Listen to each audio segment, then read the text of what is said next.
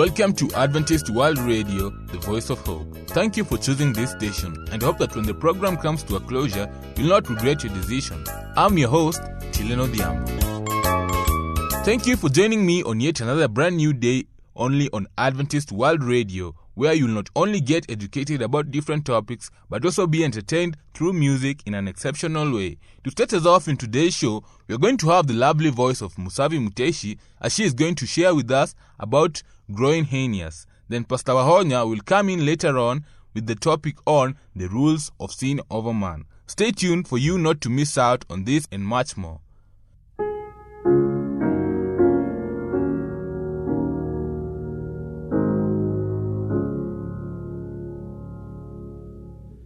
I come to the garden alone, while the dew is still on the roses, and the voice I hear falling on my ear, the Son of God discloses.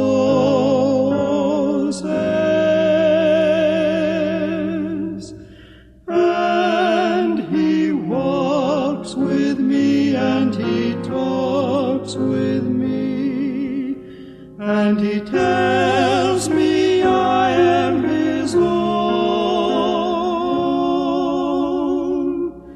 and the joy we share as we tarry there, none other has ever.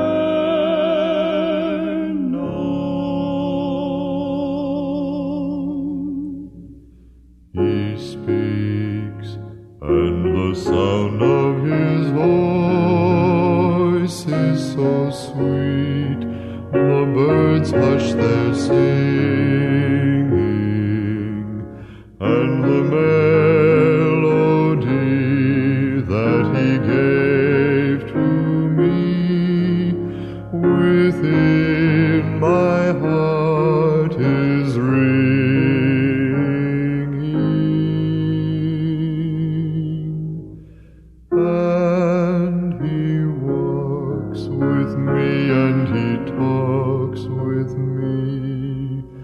and he tells me I am his own, and the joy we share as we tarry there, none other has ever known. I'd stay in the garden with him, though the night around me be falling, but he bids me go through the voice of woe. His voice to me is calling,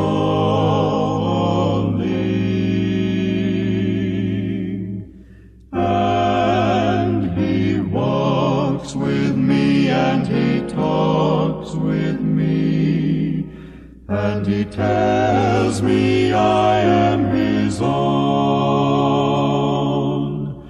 and the joy we share as we tarry there, none other has ever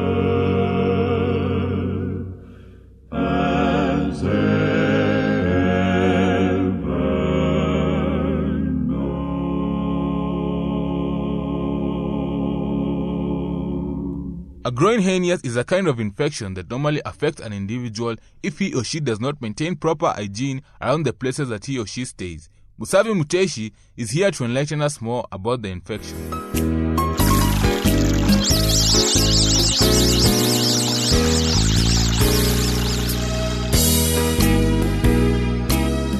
Hello, listener. Welcome to our program, Health Nuggets. I am your presenter, Musavi Muteshi. Our topic for today is growing hernias. Perhaps you or someone you know has had the misfortune of developing a hernia in the muscle wall of your abdomen, your belly, that muscular part of your body between your chest and your hips. A hernia is the condition in which an internal organ, such as your intestine, pushes its way through an area of weakness in one of your muscles. Hernias of the abdominal wall can develop on either the right side or the left side of the midline, but most frequently they develop in the groin, the lowest part of your abdomen, because your muscle wall is naturally weak in that location. In men, it is the area where the tube that carries sperm from the testicles enters the body. In women, the cord that helps the uterus in place creates the weakness. Groin hernias can also form because muscles weaken or deteriorate with age because of the intolerable stress of strenuous physical activity or because of the chronic cough that smoking will sometimes cause. Babies and small children can develop groin hernias because the muscles of their abdominal wall would not develop properly when the baby was being formed during pregnancy, leaving the muscles abnormally weak. A hernia in an infant may be visible only when the baby cries, coughs, or strains during bowel movements. If you have developed a groin hernia, you will feel or see a bulge in your groin. Groin hernias may have no symptom at all, but when symptoms do occur, you may notice a burning, gurgling, or aching sensation at the site of the bulge. You may also feel a pain in your groin when you cough, bend over, or lift a heavy object.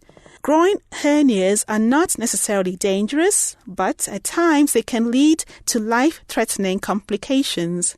I want to talk about groin hernias today to let you know when you should become concerned.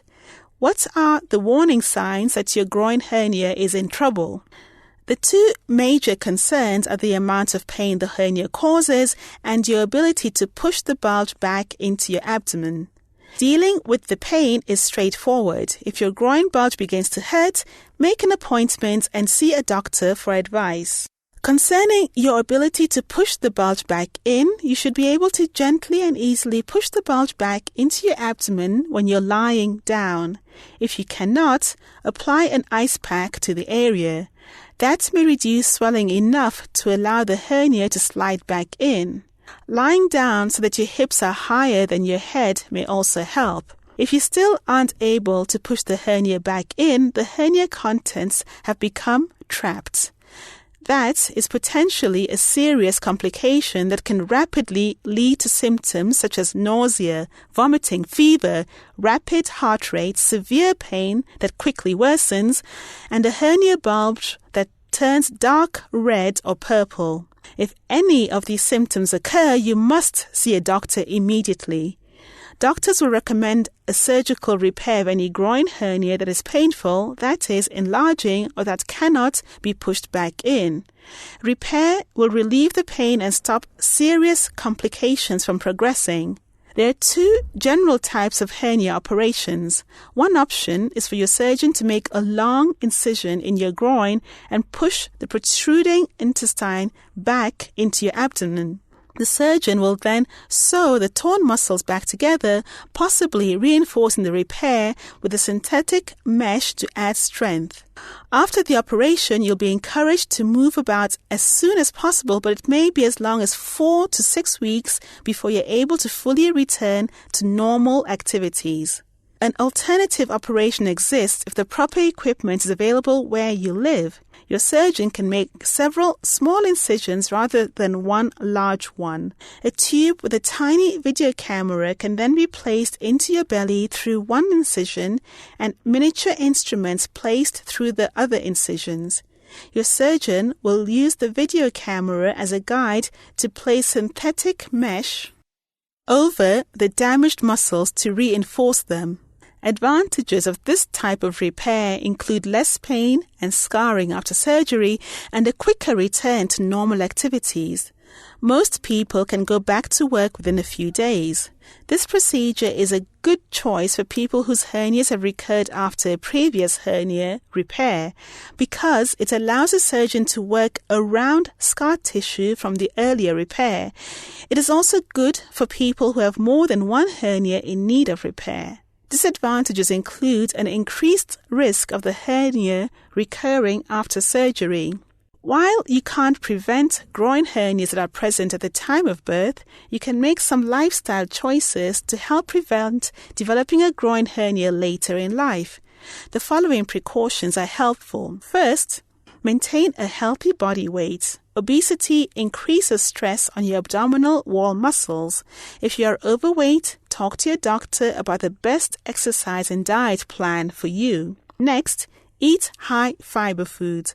Fresh fruits, vegetables, and whole grains contain the fiber that will prevent constipation and straining. Additionally, lift heavy objects carefully or avoid heavy lifting altogether.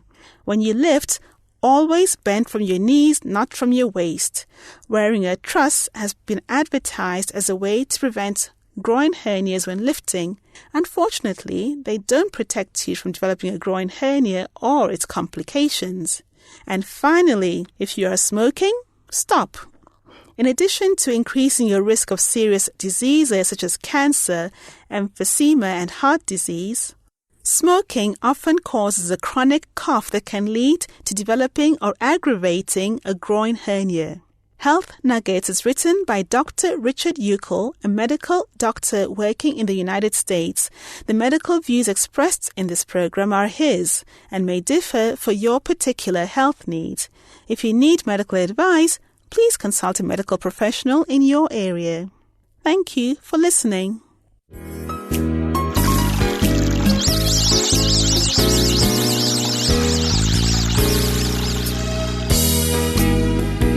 Thank you for still keeping me company. Just as a reminder that your views, comments, or suggestions about our program are highly regarded and welcomed as they help us improve. Continue sending them by writing to the producer, Adventist World Radio, P.O. Box 42276, code 00100, Nairobi, Kenya. Our email address is awrnairobi@eau.adventist.org. Oh, for 1,000 tongues to sing my great Redeemer's praise, the glories of my God and King, the glories of my God and King, the triumphs of His grace, the triumphs of His grace.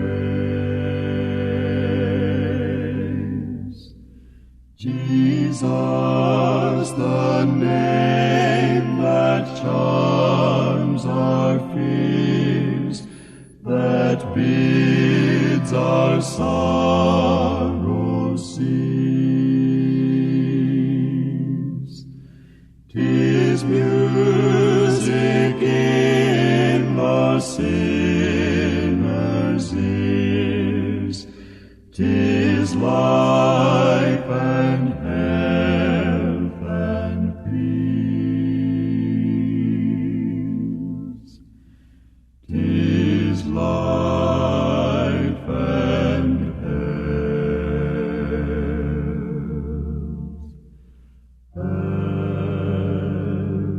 peace.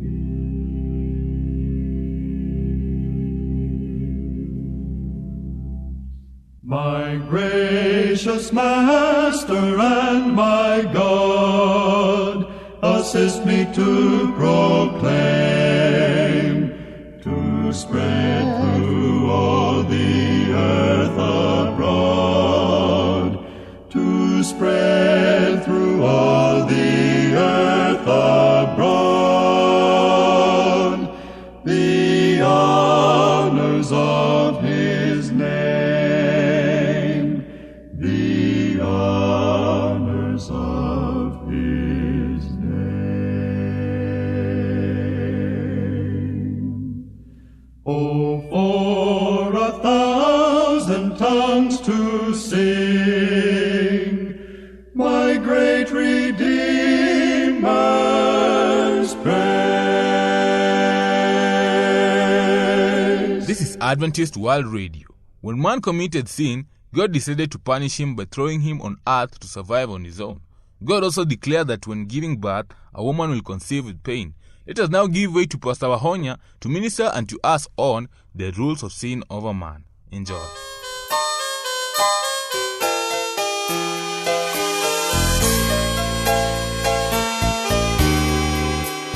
Dear listener, today we want to talk about the rule of sin over man. And as I talk to you, I find myself in a dilemma. What do I do with myself? For I do not understand what I do. For what I want to do, I do not do. But what I hate, I do. And if I do what I do not want to do, I agree that the law is good. As it is no longer I myself who do it, but it is sin living in me. I know that nothing good lives in me, that is, in my sinful nature. For I have the desire to do what is good, but I cannot carry it out. For what I do is not the good I want to do. No, the evil I do not want to do, this I keep on doing. Now, if I do what I do not want to do, it is no longer I who do it, but it is sin living in me that does it. So I find this law at work, that when I want to do good, evil is right there with me. For in my inner being, I delight in God's law, but I see another law at work in the members of my body, waging war against the law of my mind and making me a prisoner of the law of sin at work within my members. What a wretched man that I am! Who will rescue me from this body of death? This reading, my dear listener, taken from Romans chapter 7 verse 15 to 24, makes it crystal clear that we are no longer free moral agents as God intended us to be. We have become slaves to sin. We may think that we are free, while in reality, our lives prove conclusively that we are slaves and captives of Satan. Man, in his natural state, dear listener, lives under a threefold slavery. First of all, his sinful nature holds him in bondage. The psalmist says, "Behold, I was shapen in iniquity, and in sin did my mother conceive me." The Apostle Paul writes also in Romans 7:18 when he says, "I know that nothing good lives in me, that is, in my sinful nature." Dear friend, our Lord Jesus Christ himself confirms this truth in these immortal words, that whosoever commits sin is the servant of sin. Secondly, man is in bondage through the evil habits he has acquired. And these evil habits are many and varied. The Bible says, my listener, that don't you know that when you offer yourselves to someone to obey him as slaves, you are slaves to the one whom you obey?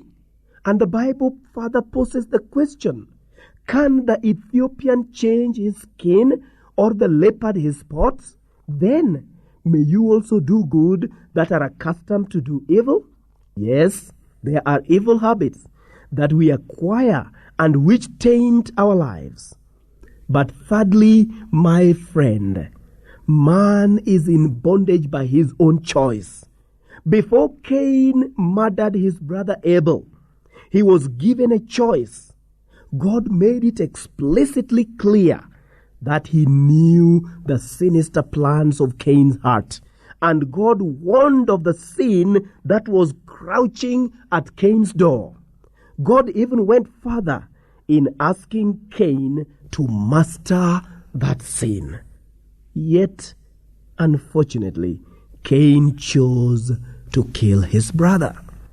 Dear listener, God has fully alerted us regarding the work of Satan.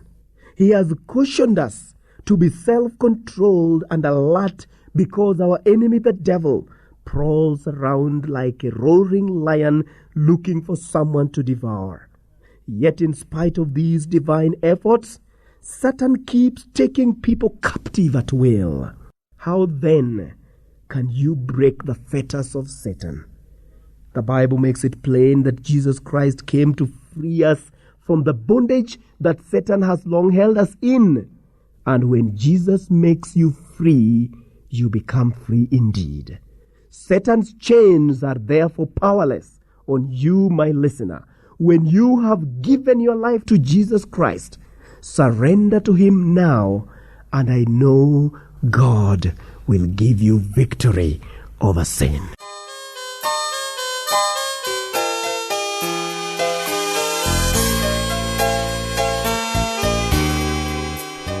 That marks the end of today's program. Send us your views, comments, and suggestions about the program to the producer, Adventist World Radio, P.O. Box 42276, code 00100, Nairobi, Kenya, on our email address, which is awrnairobi@eau.adventist.org.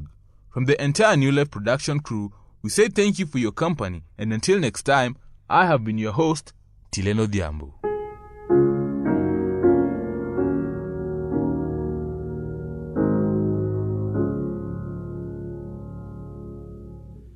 I come to the garden alone, while the dew is still on the roses, and the voice I hear falling on my ear, the Son of God discloses.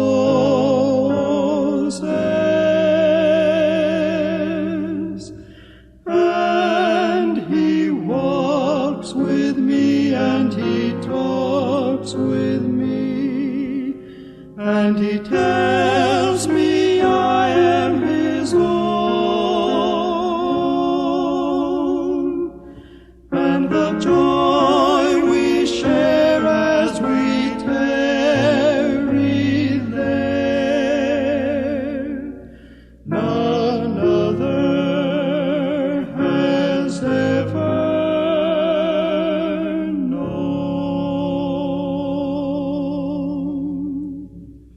He speaks, and the sound of his voice is so sweet, the birds hush their singing, and the melody that he gave to me within my heart is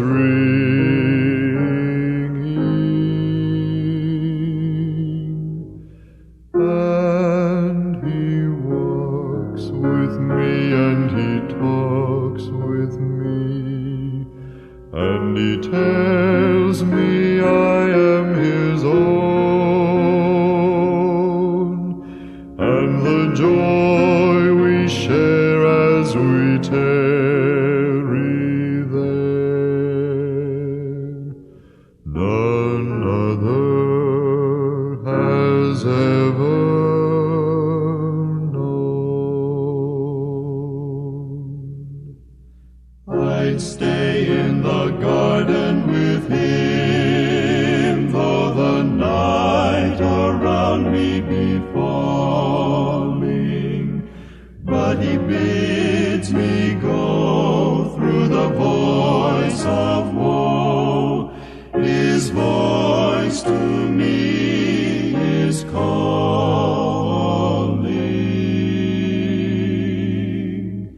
and he walks with me, and he talks with me, and he tells me I am his own, and the joy we share as we tarry there, none other has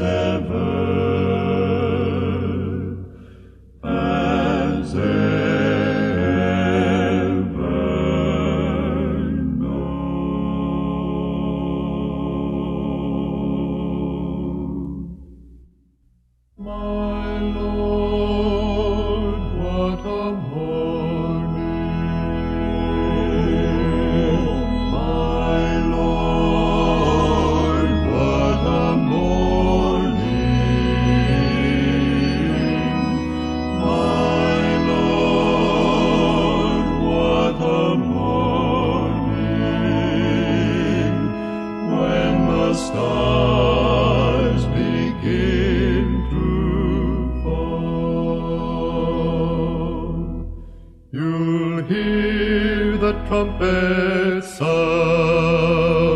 to wake the nations underground, looking to my God's right hand, when the stars begin to fall. My Lord, what a morning! My Lord, what a morning! My Lord, what a morning, when the stars begin to fall. You'll hear the sinners mourn to wake the nations underground, looking to my God's right hand,